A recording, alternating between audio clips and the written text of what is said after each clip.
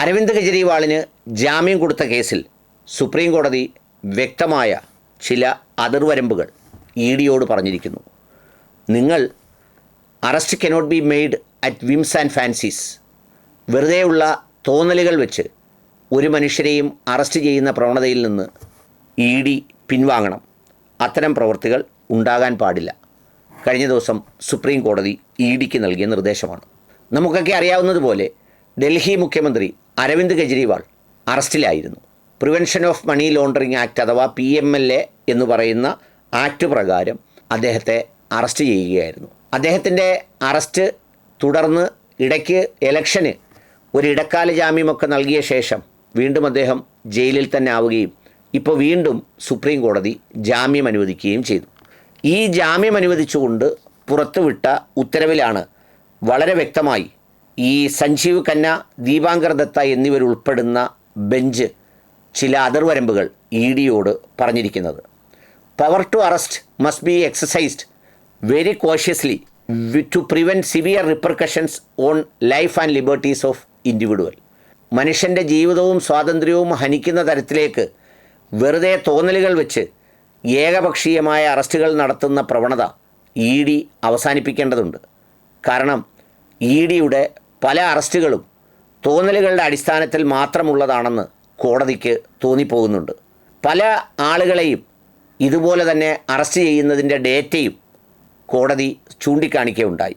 അതായത് ഇഡിയുടെ വെബ്സൈറ്റിൽ 2023 ജനുവരി 31 വരെ 5906 എൻഫോഴ്സ്മെൻറ്റ് കേസ് ഇൻഫർമേഷൻസ് ആണ് റെക്കോർഡ് ചെയ്തിട്ടുള്ളത്.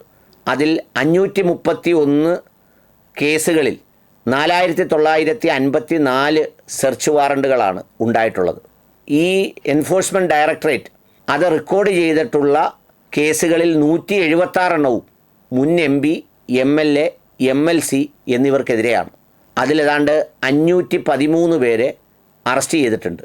എന്നാൽ ഈ പ്രോസിക്യൂഷൻ കംപ്ലയിൻസ് ഫയൽ ചെയ്തിട്ടുള്ളത് 1142. ഇത്തരം കണക്കുകളൊക്കെയും ഈ പറയുന്ന ഇഡി എന്ന് പറയുന്ന ഒരു കുറ്റാന്വേഷണ ഏജൻസിയുടെ നിഷ്പക്ഷതയിൽ സംശയം ജനിപ്പിക്കുന്നതാണെന്നും ഒരാളിനെ അറസ്റ്റ് ചെയ്യുന്നതിന് മുമ്പ് നിങ്ങൾ അയാളുടെ ജീവനെയും സ്വാതന്ത്ര്യത്തെയും അറസ്റ്റ് എന്ന പ്രക്രിയയിലൂടെ ഹനിക്കുകയാണ് എന്ന ബോധ്യത്തിൻ്റെ അടിസ്ഥാനത്തിൽ കൃത്യമായ അയാൾ ഉത്തരവാദിയാണെന്നുള്ളതിൻ്റെ സൂചന അല്ലെങ്കിൽ അതിൻ്റെ തെളിവുകളുടെ അടിസ്ഥാനത്തിൽ മാത്രമേ ചെയ്യാവൂ എന്നും വെറുതെ അറസ്റ്റ് ചെയ്ത് ജയിലിലിട്ട് 3 മാസമോ 4 മാസമോ കഴിയുമ്പോൾ ഒരു തെളിവുകളുമില്ലാതെ അവർക്ക് ജാമ്യം കൊടുക്കേണ്ടി വരുന്നൊരു സ്ഥിതിയിലേക്ക് ഇഡി എത്തരുതെന്നും പവർ ടു അറസ്റ്റ് എന്ന് പറയുന്ന നിങ്ങൾക്ക് അറസ്റ്റ് ചെയ്യാനുള്ള അധികാരത്തെ വളരെ സൂക്ഷ്മതയോടെ വിനിയോഗിക്കേണ്ടതാണെന്നും സുപ്രീം കോടതി അഭിപ്രായപ്പെടുകയുണ്ടായി. പല ഘട്ടങ്ങളിലും പലരും സുപ്രീം കോടതിയെ ഇഡിയുടെ അറസ്റ്റ് ചെയ്യാനുള്ള അധികാരത്തെ നിയന്ത്രിക്കണമെന്നാവശ്യപ്പെട്ട് കോടതിയെ സമീപിച്ചിട്ടുണ്ട്. അപ്പോഴൊക്കെയും കോടതി വ്യക്തമായ ഒരു ഉത്തരം നൽകിയിരുന്നതേയില്ല.